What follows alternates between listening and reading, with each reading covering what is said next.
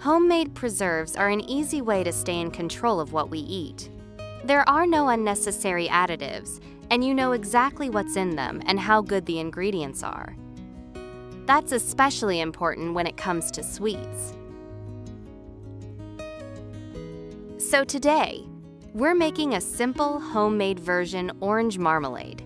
Just a few ingredients, a clear process, and a predictable result.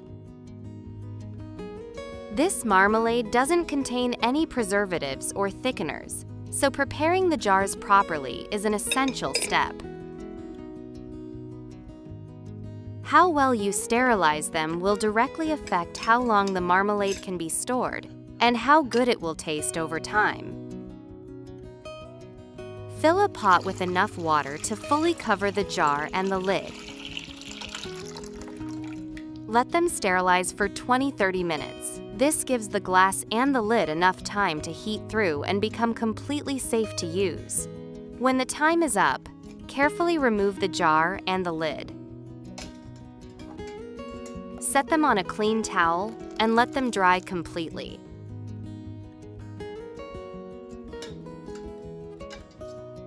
Now they're ready to be filled with the hot marmalade. Before making the marmalade, it's important to wash the oranges really well, especially the peel. It's important to clean the surface really well. Gently scrub each orange with a bit of baking soda. If you enjoy my recipes and my practical kitchen tips, make sure to subscribe to the channel. And feel free to share your own kitchen tricks in the comments. Your idea might help someone else too. This helps remove any residue and prepares the zest for use.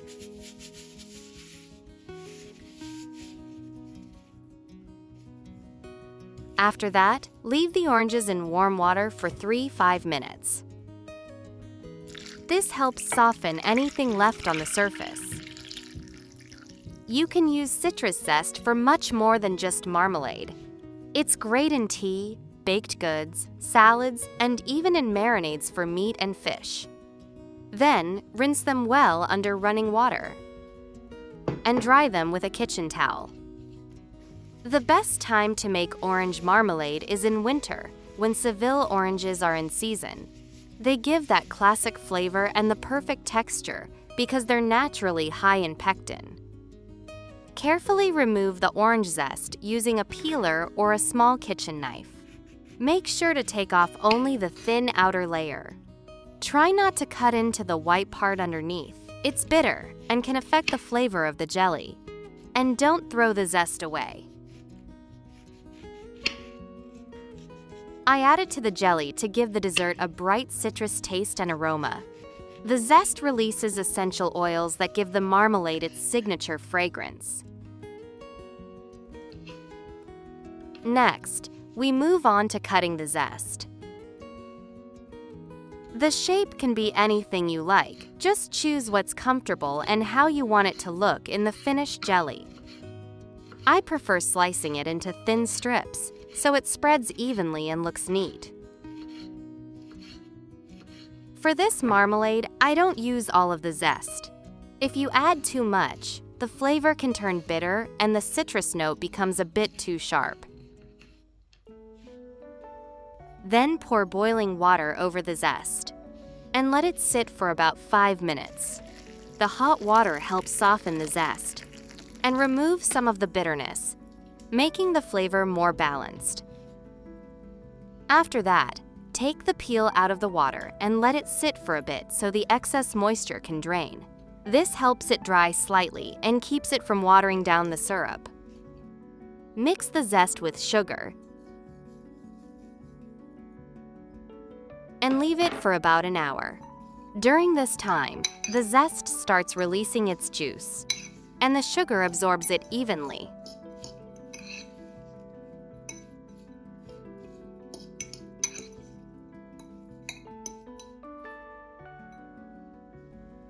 To prepare the oranges for the marmalade, we need to remove the albedo, that soft white layer between the zest and the flesh.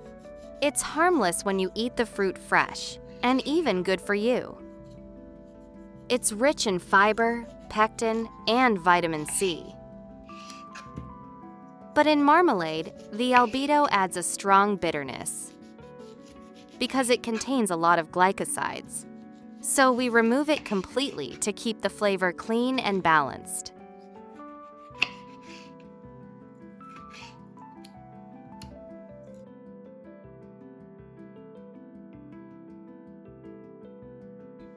After the oranges are peeled, they must be weighed. This is important for getting the right ratio with sugar. As you can see in the video, my oranges weigh 546 grams. For the proper marmalade consistency, there's a simple rule. For 1 kilogram of oranges, use 700 to 800 grams of sugar. Based on this proportion, I need to measure out 380 grams of sugar.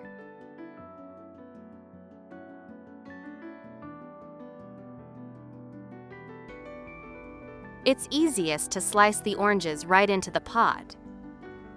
This way you keep every bit of their natural juice, not a single drop is lost, and the marmalade gets a deeper, richer flavor. I cut the oranges in half, and then remove the core from each half. It's too tough and doesn't work well in marmalade.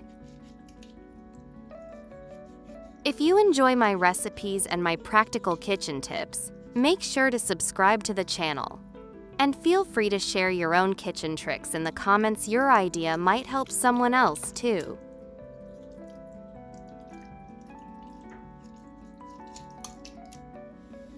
Once all the oranges are sliced, add the measured amount of sugar straight into the pot.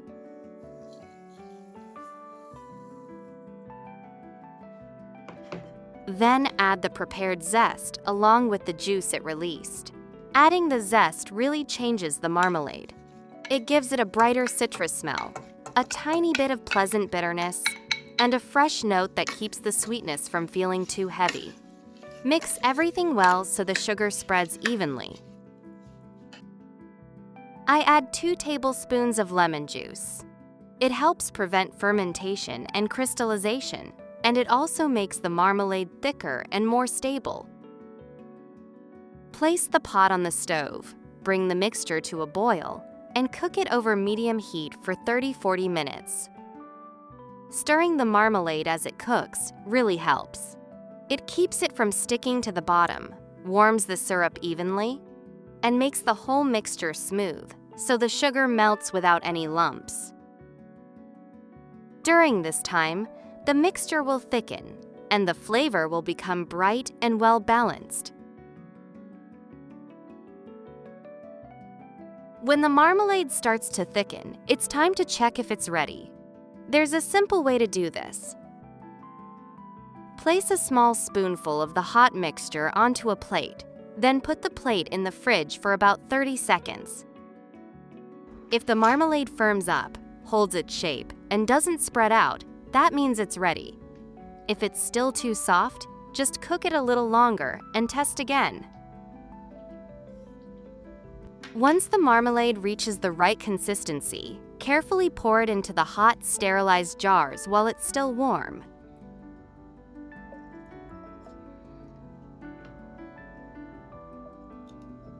This helps the texture stay smooth and ensures the jars seal properly.